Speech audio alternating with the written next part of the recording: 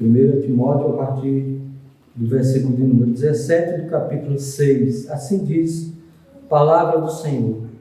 Exorta aos ricos do presente século que não sejam orgulhosos, nem depositem a sua esperança na estabilidade da riqueza, mas em Deus, que tudo nos proporciona ricamente para o nosso aprazimento.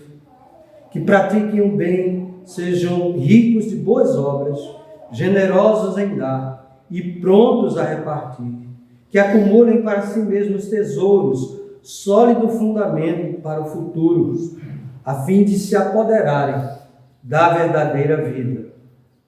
E tu, ó Timóteo, guarda o que te foi confiado, evitando falatórios inúteis e profanos e as contradições do saber, como falsamente lhe chamam, pois alguns, professando, se desviaram da fé. A graça seja convosco. Amém. Amém. Oremos pedindo a bênção. Senhor, obrigado, Senhor, pela bênção da leitura da Tua Palavra. Pedimos a bênção do entendimento dela para o nosso bem, para a nossa proteção, para a nossa prosperidade espiritual, Senhor, e quiçá a nossa prosperidade material, para fazermos o que Tu queres com estes recursos que o Senhor nos dá. Abençoa o entendimento da Tua Palavra nos nossos corações e que Teu Espírito nos fale para a honra e glória do Teu santo nome, no nome do Senhor Jesus Cristo. Amém. Amém. Irmãos, pela graça de Deus, nós estamos concluindo a exposição da primeira carta do apóstolo Paulo a Timóteo. Hoje nos concentraremos nas exortações finais do apóstolo, conforme a leitura que nós fizemos. Depois de dar orientações a Timóteo a respeito das relações entre os diversos grupos na igreja, no capítulo 5 desta carta, como, por exemplo, o grupo dos velhos e dos moços, no verso 1 e 2 do capítulo de número 5. O grupo das viúvas, do capítulo também 5, versos 3 a 16. E, finalmente, o grupo dos presbíteros, verso 17 a 25 do capítulo 5. Paulo se volta para mais um grupo, o grupo dos escravos, conforme já vimos, isto já no capítulo 6, versículos 1 e 2. E aqui, versos 17 a 19, ele dá instruções a Timóteo para que ele exorte o grupo dos ricos. Portanto, é mais um grupo a ser exortado na igreja. E, finalmente, o apóstolo Paulo encerra a sua carta nos versículos 20 e 21 com mais advertências a Timóteo e uma bênção final a toda a igreja de Éfeso.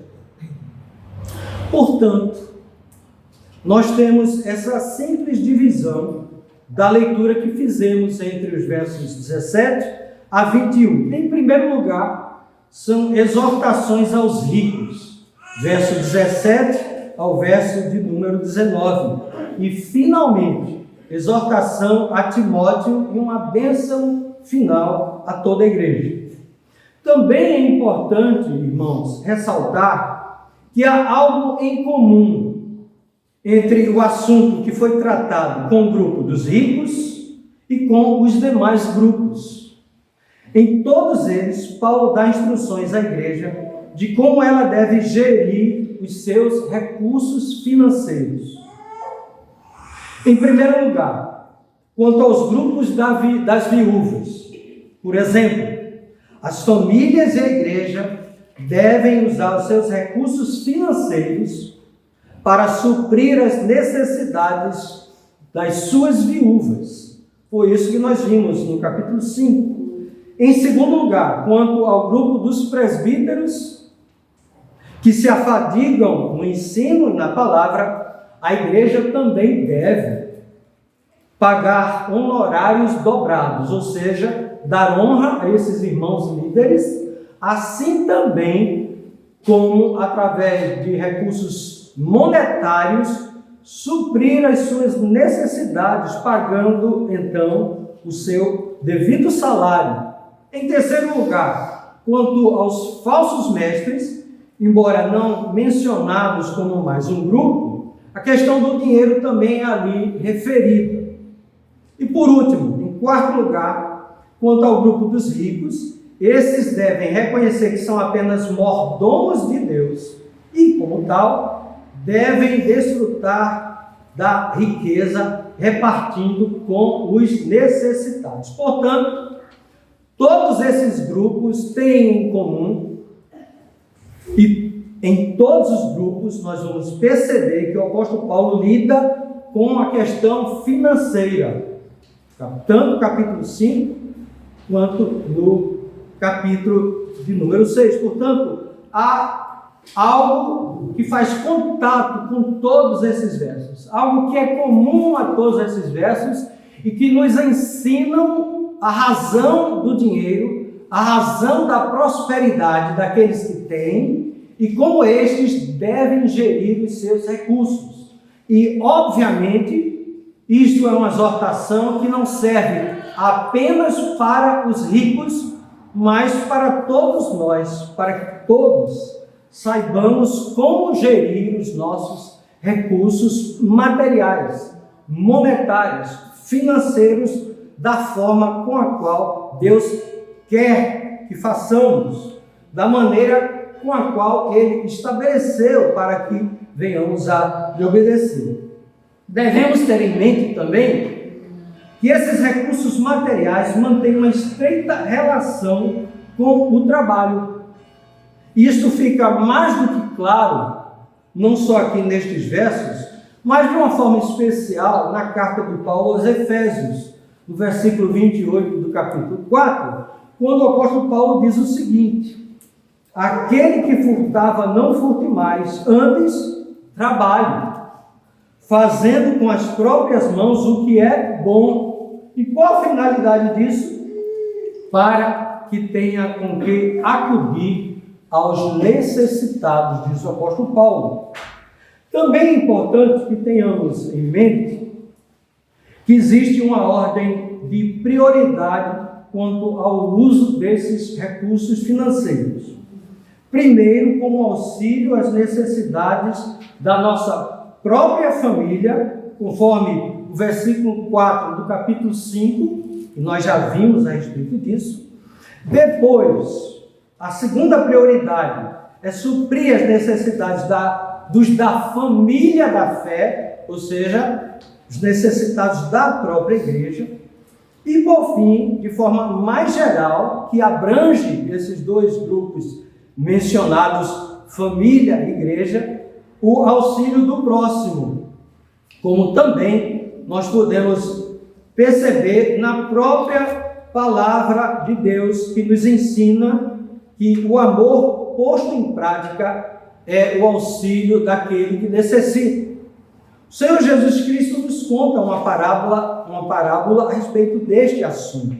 Os irmãos devem lembrar uma parábola que nós conhecemos como a parábola do bom samaritano, onde Jesus fala de alguém que foi roubado, que foi maltratado e que um sacerdote passou e não fez absolutamente nada, depois passou um levita, também não o ajudou, e por último, um samaritano, que viu a situação daquele homem e o auxiliou, e o colocou numa hospedaria e pagou por despesas extras, se porventura houvesse a necessidade, pagou do seu próprio bolso, ajudando. Portanto, Jesus com isso ensina o que é o nosso próximo. E o nosso próximo é aquele com o qual nós temos a possibilidade e nos deparamos e podemos auxiliar. E com relação à ajuda àqueles que são da família da fé, o apóstolo Paulo também de forma muito clara, em Gálatas 6,10, ele diz o seguinte: por isso, enquanto tivermos oportunidade, façamos o bem a todos, porém, principalmente aos da família da fé. diz o apóstolo Paulo em Gálatas 6,10. Por último, as exortações finais a Timóteo, verso 20 a 21, seguem aquilo que o apóstolo Paulo tanto falou nos capítulos 1, capítulo 4 e parte do capítulo 6. Ou seja, o cuidado com o falso ensino é o outro ensinamento, conforme a leitura dos últimos versos. Sendo assim, irmãos, nós iremos observar de perto todo esse ensino da palavra de Deus, observando cada um desses versos, como tem sido o nosso costume. Deixemos então a palavra de Deus aberta, em 1 Timóteo 6, e vejamos o que é que nos é ensinado nestes versos. Depois de ter falado a respeito do orgulho dos falsos mestres e das reais motivações desses, fruto do amor do dinheiro, verso de 4 a 10, nesse capítulo 6, e depois de ter feito uma breve interrupção entre os versos 11 a 16, exortando Timóteo a batalhar pela fé, o apóstolo Paulo volta a tratar a respeito do perigo das consequências do orgulho, em especial com relação aos crentes ricos, dizendo o seguinte a Timóteo. Observem, portanto, o verso 17. Exorta aos ricos do presente século que não sejam orgulhosos, nem depositem a sua esperança na estabilidade da riqueza, mas em Deus, que tudo nos proporciona ricamente para o nosso aprazimento. Isto é o que nos diz a santa palavra de Deus. Observemos de perto, portanto. Em primeiro lugar, o apóstolo Paulo, mais uma vez, ele dá uma exortação a Timóteo. E essa exortação a Timóteo tem como intenção exortá-lo para que ele exorte a igreja. E a palavra que é utilizada aqui, exorta, conforme as diversas versões que nós temos em português, na verdade é a palavra ordena ou manda. Então é mais do que uma mera exortação, é mais do que um mero conselho. Não é uma opção que o apóstolo Paulo dá ao jovem pastor Timóteo, mas é uma ordem, é um mandamento e não um conselho. O apóstolo Paulo quer que Timóteo ordene aos ricos do presente século. E o interessante é que, de fato, é assim que a palavra de Deus vai lidar com o ensino apostólico. É como aquela corrida de um atleta que tem um bastão e que corre e que segue até o final da linha de chegada e passa o bastão para um outro atleta que corre e que passa o bastão para um outro atleta e assim sucessivamente até a vitória final. O apóstolo Paulo recebeu da parte de Deus ordens em especial para pastorear a igreja. De que forma? Ensinando a igreja do Senhor Jesus Cristo, dando o alimento espiritual que é a palavra de Deus que nos alimenta para vivermos a nossa vida, para que possamos lidar com os nossos conflitos, para que possamos lidar com os nossos problemas. O remédio é a palavra de Deus. Por este motivo, por esta razão, o Senhor Jesus Cristo revela a Paulo, que revela a Timóteo, que revela aos ricos, que revela a igreja. É assim que a palavra de Deus é transmitida. E conforme a leitura que nós fizemos na nossa liturgia, o Salmo de 87 vai nos falar exatamente isto, que é por meio da igreja que Deus alimenta os povos. É por meio da igreja que os povos chegam ao conhecimento da palavra de Deus. Não há um outro remédio senão a palavra de Deus. É por isso que é um mandamento e não um conselho. E no caso específico aqui, tendo dado instruções, ordens, exortações aos outros grupos, aqui a ordem, o mandamento é dado ao grupo dos ricos. Exorta os ricos do presente século. O que é que o apóstolo Paulo quer nos ensinar quando ele fala a respeito dos ricos do presente século? Porque, obviamente, os ricos só podem ser aqueles do presente século, a quem Timóteo, o jovem pastor, iria transmitir estas instruções.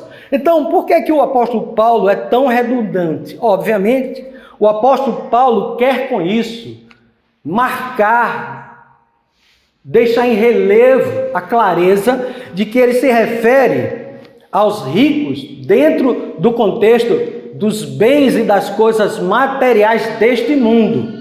Ele não está falando de riquezas espirituais, mas de riquezas materiais. Porque entre estes falsos mestres, que eram essencialmente gnósticos, e também uma mistura de um judaísmo corrompido com o gnosticismo, eles ensinavam a respeito das coisas materiais como algo negativo e não como bênção. Então o apóstolo Paulo ele não vê nenhum problema em que existam ricos na igreja, pessoas abastadas com bens materiais. Então ele faz esse destaque que é a respeito das riquezas deste mundo presente, ou seja, deste século, desta era, que era a era entre a primeira vinda do Senhor Jesus Cristo e a sua segunda vinda. Nós vivemos os últimos tempos, os últimos dias, e aqueles que lidam com os recursos destes últimos tempos, destes últimos dias, eles devem ter uma exortação para que saibam lidar com estes recursos. É por esse motivo que o apóstolo Paulo diz, exorta aos ricos do presente século. Que exortação? Que não sejam orgulhosos. Esta exortação. Como se de fato uma palavra pudesse mudar o coração de um homem. Palavras não mudam o coração de homem algum. É como eu dizer a alguém que está sofrendo e chorando, não chore. Ela vai continuar chorando, porque dói. Mas a palavra de Deus, conforme já vimos, ela é viva e verdadeira. É a palavra de Deus que transforma os corações. Não existe um mecanismo para atingir o coração dos homens que não a palavra de Deus. É por isso que é tão necessário que Timóteo exorte aos ricos. Porque se é palavra de Deus, e se esses ricos são, como de fato eram, cristãos, o Espírito Santo falará aos seus corações, para que dentre eles, aqueles que fossem verdadeiramente cristãos, que fossem genuinamente crentes, pudessem deixar o seu orgulho de lado e se humilharem perante a palavra de Deus comandada pelo jovem pastor Timóteo. Essa palavra orgulhoso significa alguém que tem uma mente elevada, não no sentido positivo, mas ele se acha acima dos outros. Ele vê os outros de cima para baixo, porque ele é possuidor de muitas riquezas. Então ele se acha o tal. E ele olha as pessoas, mesmo os irmãos da igreja, de cima para baixo. Porque ele é mais rico, porque ele é mais próspero. E muitos judeus viam a riqueza como bênção de Deus e a pobreza como maldição de Deus. Mas a palavra de Deus, e nós vamos ver brevemente, nos ensina que tanto um quanto o outro é obra de Deus. Mas estes, o apóstolo Paulo vai utilizar uma expressão aqui, orgulhosos, diferente da utilizada no versículo 4, e que só é encontrada aqui em Romanos 11:20, que significa soberba. Pensar ou ter uma mente acima dos outros. E a palavra de Deus nos ensina para nós considerarmos os outros superiores a nós mesmos e não o contrário. Portanto, há uma necessidade de que Paulo exorte os ricos do presente século, os membros ricos da igreja e prósperos. Por quê?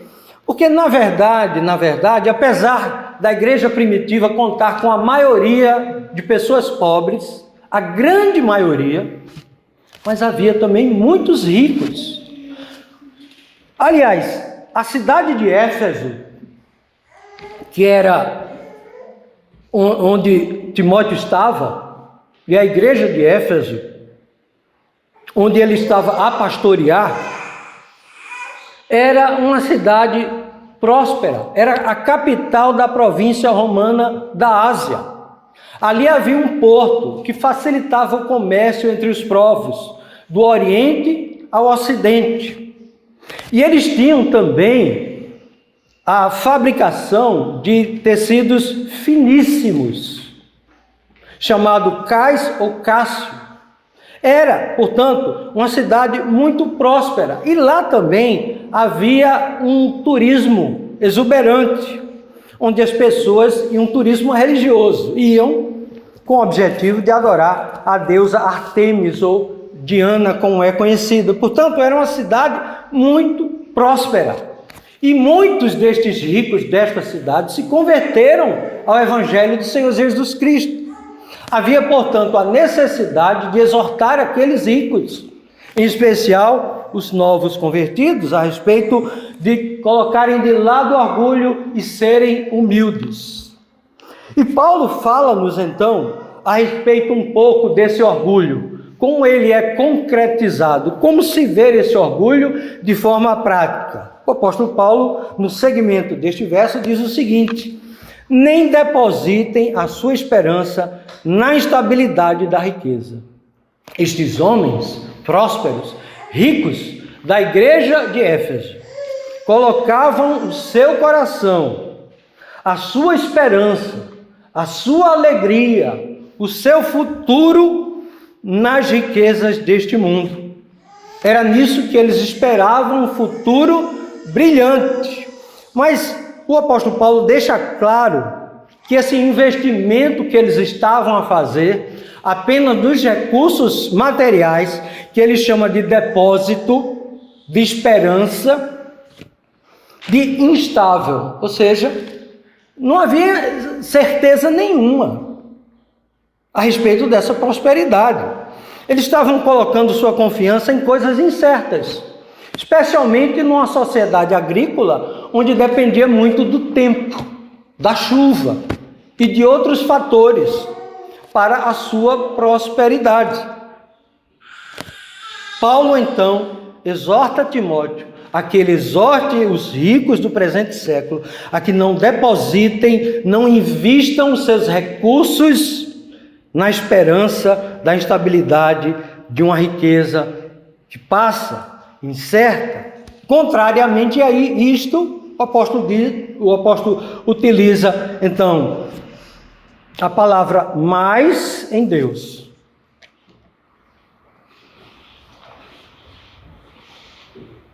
Não coloquem a sua esperança na instabilidade da riqueza, mas em Deus. Por quê? O texto nos diz: porque tudo Deus nos proporciona ricamente para o nosso aprazimento. É por esse motivo. Porque a riqueza vem de Deus.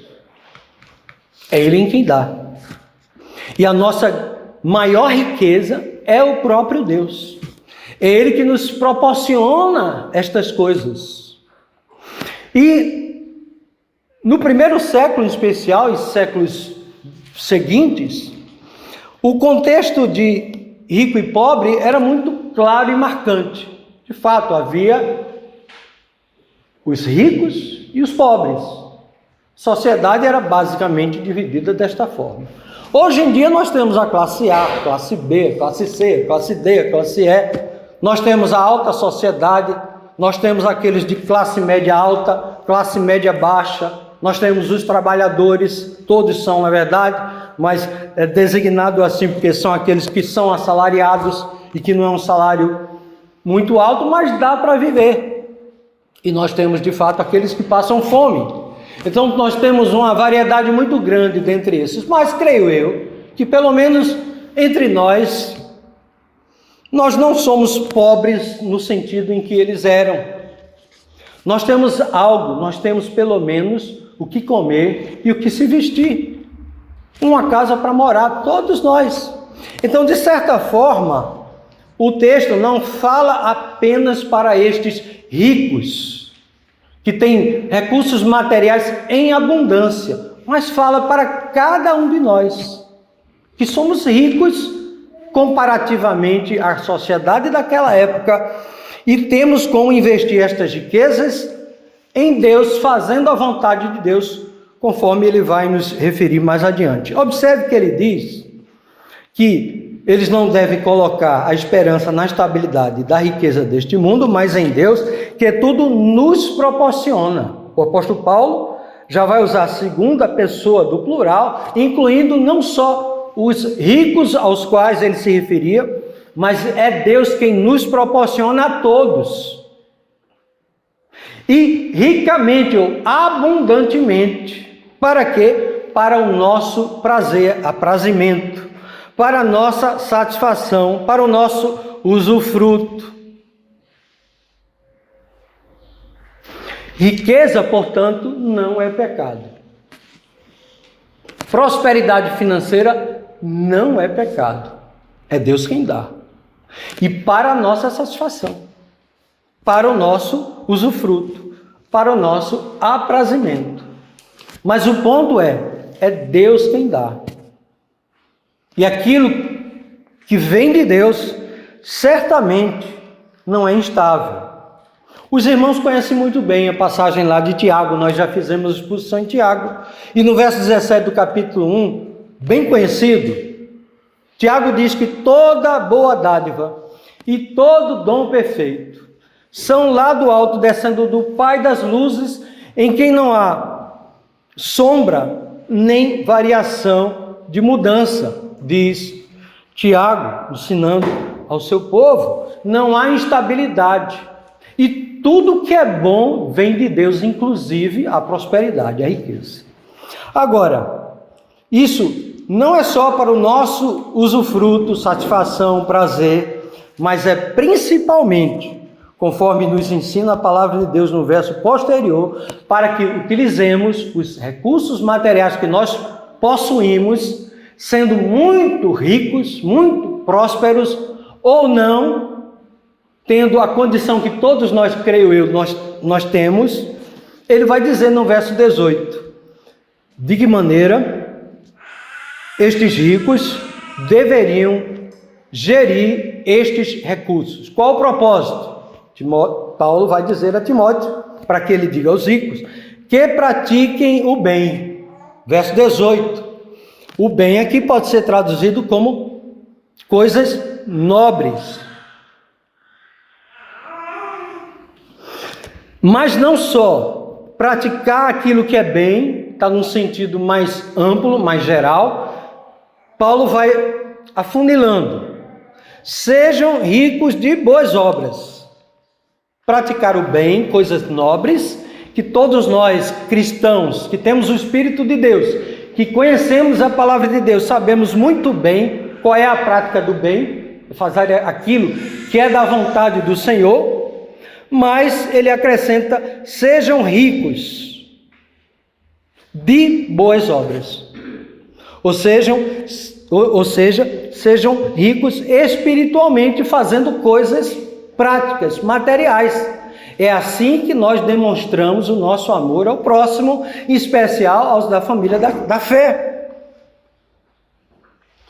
Sendo abundantes de boas obras. E não só, ele afunila ainda mais. Ele diz generosos, que pode ser traduzido como liberais, bondosos, contrariamente à avareza, para que não sejamos avarentos, diz o apóstolo Paulo, mas bondosos, generosos, para podermos dar além do mínimo.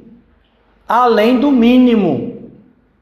Havendo, obviamente, possibilidade disso, nós devemos ter o entendimento do Espírito para isso. Como ilustração, para que isso fique bem claro, o apóstolo Paulo, na segunda carta aos Coríntios, no capítulo de número 8, logo no início, os primeiros 4 versos, ele vai falar a respeito da generosa oferta por parte dos de Macedônia, como um exemplo para os coríntios que fizeram promessas de ajudar aos de Jerusalém, mas parece que não cumpriram. E Paulo vai nos instruir em 2 Coríntios 8, de 1 a 4, o seguinte: também, irmãos, Paulo se dirigindo aos coríntios, vos fazemos conhecer a graça de Deus concedida à igreja da Macedônia, porque no meio de muita prova de tribulação, manifestaram abundância de alegria e a profunda pobreza deles superabundou em grande riqueza da sua generosidade. Porque eles, testemunho eu, na medida de suas posses, e observe, e mesmo acima delas, se mostraram voluntários, liberais, pedindo-nos com muitos rogos a graça de participarem da assistência aos santos. A igreja da Macedônia via isto como graça, a graça de contribuir, a graça de ajudar. Isto é uma graça, isto é uma bênção de Deus, não são obras meritórias para a salvação, ou para recebermos de volta e Deus ficar obrigado a nos devolver, como infelizmente nós ouvimos muitos líderes falando isto, mas é graça. Portanto, a palavra generosos em dar significa exatamente isso. É dar além das posses. Algo que deve brotar do coração, não algo forçado esperando um retorno. E por último, prontos a repartir. Ou seja, estes homens, estes ricos deveriam estar prontos a qualquer momento, a qualquer instante. Não era algo que eles deveriam pensar, meditar, para saber se ajudavam ou não aos necessitados. Eles já estavam prontos, a qualquer momento, a qualquer situação, a qualquer necessidade, eles já estariam dispostos, um coração disposto a partilhar, a dar. No livro de Provérbios, nós encontramos a seguinte sabedoria, Provérbios 3, 27 e 28. Não te furtes a fazer o bem a quem de direito. Estando na tua mão o poder fazê-lo, faze-o. Não digas ao teu próximo, vai e volta amanhã, então tu darei, se o tens agora contigo. Diz o sábio Salomão, se tens agora contigo, faze-o. Ou seja, que estejais prontos a repartir, diz o apóstolo Paulo. E por último, destes 3 versos, a respeito das exortações ao rico, ele ainda acrescenta, ele acumula instruções, quando ele diz que acumulem para si mesmos tesouros. Que tesouros eles devem acumular para si? Os tesouros do presente século? Não. São estes tesouros que ele acaba de referir. Praticar o bem, fazer boas obras aos necessitados, partilhar com quem necessita, ser generosos. Com esta prática do bem, Paulo diz que eles estão fazendo um investimento no céu. Eles estão acumulando riquezas, mas espirituais, e não as riquezas materiais. Por quê? Porque eles partilham com os outros. Este é o acúmulo de tesouros. É assim que se acumula tesouro. Sólido fundamento para o futuro. Portanto, não são coisas aqui do presente século, mas são coisas que receberemos com este investimento, os lucros dele, no futuro, a fim de se apoderarem da verdadeira vida, que não está no presente século, que está no futuro, na volta do Senhor Jesus Cristo. Então, viver aqui, acumulando as riquezas espirituais, para recebermos da parte de Deus, por bondade de Deus, e não por mérito, a vida eterna, a verdadeira vida, diz o apóstolo Paulo. Portanto, são essas instruções que ele dá aos ricos como um mandamento, para que eles saibam gerir os recursos materiais, financeiros. A pergunta é: tenho eu, tem você gerido bem os recursos financeiros? Ou só tem investido nas coisas aqui materiais? Lembremos, não é pecado ter bens materiais, inclusive em abundância. Pelo contrário, é bênção de Deus. O problema está em como gerir esses recursos. Você deve usufruir dele, viajar, comprar um carro, comprar uma casa, não é problema, mas o seu coração não pode estar nestas coisas. E principalmente fazer destes recursos financeiros uma graça não só para si, mas também para os outros. Esse é o ensino da palavra de Deus, desde o capítulo 5. É sempre em prol dos outros, nós aprendemos isso. Essa é a exortação do apóstolo Paulo. Por último, verso 20 e 21. O apóstolo Paulo, agora mais uma vez, encerrando a carta, ele se volta novamente para o próprio Timóteo. Não são mais instruções que Timóteo ou mandamentos deve dar ao rico, mas são instruções, mandamentos, ordens que o apóstolo Paulo dá diretamente a Timóteo no contexto do seu ofício de pastor, de ministro do Evangelho. É nesse sentido que o apóstolo Paulo vai se dirigir agora a Timóteo, quanto ao seu ministério pastoral. E aqui ele vai ensinar que Timóteo não deve fazer concessões quanto à palavra de Deus. Observe verso 20. E tu, ó Timóteo, diz o apóstolo Paulo, guarda o que te foi confiado, evitando os falatórios inúteis e profanos e as contradições do saber, como falsamente eles chamam.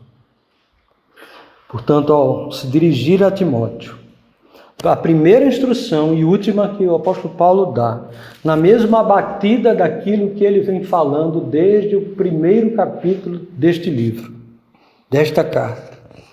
Ele diz a Timóteo para que guarde o que te foi confiado. Observe, a tarefa do pastor, a tarefa do ministro, a tarefa dos presbíteros, do mestre, no contexto eclesiástico da igreja do Senhor Jesus Cristo, é guardar.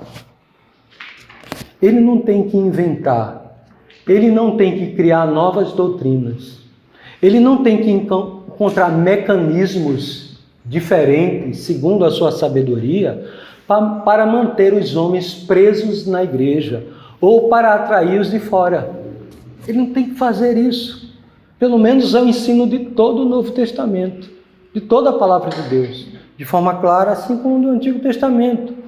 Ele tem simplesmente que guardar o que foi já confiado para ele. Ele tem que preservar, tem que manter o que foi confiado a ele. Como alguém que deposita os seus recursos materiais num banco. O que é que o banco vai fazer? Vai guardar, vai proteger. É isso que Timóteo deve fazer. Ele deve guardar o que te foi confiado. E o que é que foi confiado a Timóteo? Pastorear o rebanho de Deus. Guardando o quê? A palavra, a doutrina, a sã doutrina. Conforme nós vimos, as sãs palavras de Cristo Jesus. É isso que ele tem que fazer. Assim como nós demos a ilustração do bastão, é isso que tem que ser feito. É pegar o bastão e transferir para o outro, intacto. Não fazer um bastão maior, colorido, melhor, adaptado a forma da mão para que as pessoas se sintam atraídas. Não. É guardar e confiar em quem? No Espírito Santo. É Ele que vai fazer a obra. Não é homem nenhum. Não é porque é doutor ou porque é um iletrado. É porque é a palavra de Deus. Deus estabeleceu assim antes da fundação do mundo. Deus não pede conselho aos homens. Deus dá e a gente guarda. Era isso que Timóteo, como ministro de Deus, do Evangelho, deveria preservar o Evangelho da maneira que ele recebeu. Observe, o que te foi confiado. Negativamente, evitando os falatórios inúteis e profanos e as contradições do saber, como falsamente lhe chamam. Que falatórios inúteis são estes? Nós já vimos. Lendas, genealogias sem fim, uso inapropriado e distorcido da lei de Deus como um mecanismo, como forma de salvação, fábulas profanas, que ele vai utilizar, e nós já vimos isso também, a expressão velhas caducas, que falam coisas umas para as outras e acaba contaminando toda a igreja. Falatórios inúteis, que não levam a nada, só a depreciação dos outros e do povo de Deus. Timóteo deveria evitar esse tipo de fala inútil, que não leva a nada, senão a discórdia, a dissensão, a intriga. Era isso que Timóteo deveria fazer, além de guardar, evitar o erro, não se contaminar. Inúteis e profanos, diz o apóstolo Paulo, ou seja, o desprezo pelo sagrado. E o que é sagrado? O que foi confiado a Timóteo era sagrado. E as contradições do saber. As contradições do saber, provavelmente, essa palavra saber é a palavra que vem de gnosis, bem conhecida nossa, não é? Aquele conhecimento místico que, antes da elaboração de uma falsa doutrina e filosofia que penetrou nas igrejas cristãs, que no segundo século veio a ser chamada de gnosticismo, ou seja, o material é mau e tudo que é espiritual é bom. Estes homens tinham esse conceito gnóstico do saber. E para eles, inclusive, nós podemos ver o exemplo a respeito disso em um dos que o apóstolo Paulo vai nominar no capítulo 1. Himeneu e Alexandre, se eu não me engano, agora deu um branco, mas que o apóstolo Paulo vai nominar como dentre os falsos mestres, lá no final do capítulo 1, os irmãos podem conferir, e que foram excomungados da igreja por conta da sua vã filosofia, dos seus falatórios inúteis e da distorção da palavra de Deus. Mas no capítulo, na segunda carta a Timóteo, ele vai mencionar uma característica desses falsos mestres, referindo a Himeneu. Ele vai dizer o seguinte, aqui no capítulo 2 da segunda carta a Timóteo, falando de Himeneu e Fileto, já um outro falso mestre. Ele diz assim, vamos ler a partir do verso 17, 2 Timóteo 2,17, diz assim: além disso, a linguagem deles, desses falsos mestres, e no caso ele vai referir dois deles, corrói como um câncer, entre os quais inclui Himeneu e Fileto. Estes se desviaram da verdade, não guardaram a fé, o bom depósito, asseverando que a ressurreição já se realizou. Estão pervertendo a fé de alguns. Entretanto, o firme fundamento de Deus permanece, tendo este selo: o Senhor conhece os que lhe pertencem, e mais, aparte-se da injustiça todo aquele que professa o nome do Senhor. Ele chama essa heresia de injustiça. Eles diziam: não, Jesus já veio. Por quê? Porque a ideia era de que Jesus jamais poderia habitar um corpo material físico. Então a ressurreição foi espiritual, já ocorreu. Possivelmente é isso que o apóstolo Paulo fala a respeito das contradições do saber. Essa dicotomia, provavelmente, que havia nesse falso ensino. Como falsamente eles chamam de saber, mas não é saber coisa nenhuma. O saber está na palavra de Deus que Timóteo deveria guardar, e não na mente dos homens. Mas observe que essa instrução é dada a Timóteo, é a atribuição dele, é um dever dele, ministerial, é ele que tem que fazer, é ele que tem que instruir, é ele que tem que exortar a igreja do Senhor Jesus Cristo. E finalmente, irmãos, verso 21, pois alguns professando se desviaram da fé. É isso que vai resultar. Começa com uma coisinha aqui, com uma coisinha ali, e as pessoas vão se esfriando e abandonam a fé. É este o resultado desse disse-me-disse, dessa falsa heresia que muitas vezes se espalha na igreja e contamina a muitos. E acabam se desviando da fé e irão prestar contas a Deus por isto. Finalmente, irmãos, o apóstolo Paulo encerra com aquilo que é comum em todas as suas cartas. A graça seja convosco. É assim que o apóstolo Paulo encerra. Ele encerra com a bênção apostólica. Aqui, de forma bem sintetizada, simples. A graça seja convosco. Os irmãos, depois em casa, podem conferir todo o final, ou quase final, no caso de Romanos, de todas as cartas escritas pelo apóstolo Paulo.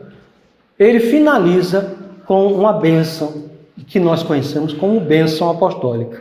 Nós costumeiramente utilizamos a bênção que está lá na segunda carta aos Coríntios, né? Capítulo 13, verso 13 ou 14, dependendo da versão, que é tão comum e tão conhecida entre nós. Mas por que fazemos isso no culto?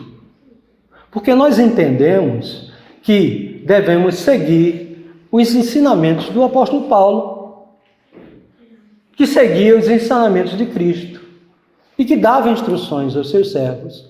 E eles, então, entenderam, isso não significa qualquer heresia, igrejas que não têm essa prática, mas eu estou apenas justificando porque nas igrejas reformadas nós encerramos com a bênção apostólica. No nosso caso é uma simples leitura, mas aqueles que são ministros de Deus encerram dessa forma porque é bíblico. Aí nós voltamos àquilo que nós chamamos de princípio regulador do culto. O que é que nós fazemos no culto? O que a palavra manda fazer. E não aquilo que a gente acha que deve fazer. Porque não faz nenhum mal. A grande pergunta é, mas Deus mandou fazer? Se Ele mandou, façamos. Então nós entendemos que era uma prática apostólica e por isso nós fazemos. Pedro, se os irmãos forem ver o final das cartas de Pedro, da mesma forma. Apocalipse também, Hebreus também. A gente não vai encontrar isso em Tiago, é verdade. Mas nas outras cartas em Apocalipse e em João, nas suas cartas finais, na verdade é uma saudação que ele dá. Mas eu estou reforçando isso para justificar a razão pela qual o culto público, ele é delimitado pela palavra de Deus. Não significa um engessamento, porque não há uma ordem, mas o princípio deve ser mantido. Devemos guardar o bom tesouro, investir nele. Finalmente, irmãos, fazendo uma aplicação de tudo que nós pudemos aprender nesta carta, em especial nestes versos finais. Em primeiro lugar, os ministros de Deus, e no nosso caso, os nossos pastores, eles não têm que temer em qualquer igreja que eles estejam a pastorear, dar ordem aos ricos. Paulo diz a Timóteo que ele não tenha medo não, ele dê ordem mesmo, ele dê um comando. Se o rico ficar com raiva e sair da igreja, ele não deve estar preocupado com os dízimos, as ofertas, se está alto, se está baixo. Ele deve guardar a verdade, o evangelho e proclamar. O que Deus vai fazer no coração de cada um é com Deus. e com cada um. Mas Timóteo não deveria temer, ele deveria exortar, ele deveria mandar, ele deveria não dar opções de escolha, mas que a igreja obedecesse. Os ricos, e no nosso caso todos nós aqui que somos ricos, não é? Segundo lugar, como aplicação, devemos guardar aquilo que recebemos sem adulteração, sem alteração. Do jeito que recebemos de Deus, preservemos. Os resultados é com Deus. É com Deus. Prestaremos contas a Ele. Terceiro lugar, como eu falei, os ricos somos todos nós, tendo o que vestir, o que comer, e tendo a oportunidade, façamos o bem a todos, em especial os da família da fé. É o ensino da palavra, que obviamente, a gente já falou muito sobre isso, não vamos nos estender, mas isso significa dizer que a igreja deve gerir bem os recursos da igreja, dos irmãos que contribuem com os dízimos e ofertas, fazendo bem a todos. É o papel da igreja. Com honorários dobrados aos presbíteros que presidem bem e ajudando as viúvas e os necessitados da igreja. Os recursos são usados na igreja para isso, e não para o enriquecimento da sua liderança, mas para a manutenção da obra de Deus, pois a eles foi confiado o evangelho, que eles devem guardar. Depois, partilhar com os que não têm, mas partilhar com alegria. Não pode ser uma coisa forçada. Não, eu vou dar porque depois vai haver problema, as pessoas vão olhar para mim de uma forma diferente, então eu vou dar para satisfazer os homens. Ou pensando que Deus vai retribuir porque você deu. Não é esse o ensino da palavra de Deus. E por último, como já falamos, não é pecado ter riqueza e desfrutar dela, de forma nenhuma. Não é pecado.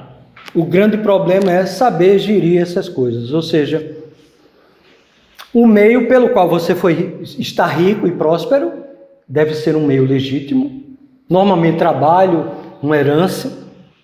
A motivação, a sua motivação pelos bens materiais, o propósito e o apego a estas coisas, se tem ou não. Por último, a humildade. Não ser soberbo, sabendo que é Deus quem dá todas essas coisas. Leitura final. Pois conheceis a graça de nosso Senhor Jesus Cristo, que sendo rico, se fez pobre por amor de vós, para que pela sua pobreza vos tornasseis ricos, diz o apóstolo Paulo em 2 Coríntios 8, 9. É assim que nós encerramos. O Senhor Jesus Cristo veio da sua glória eterna, rico como nenhum outro homem, se fez carne, se fez pobre, habitou entre nós. E ele não saiu distribuindo dinheiro, mas ele entregou a sua própria vida. Se fez pobre, se fez miserável, se fez amaldiçoado para nos abençoar. Nós devemos ser imitadores de Cristo. Esta é a grande lição que nós temos nessas palavras. Que Deus assim, então, nos abençoe. Amém.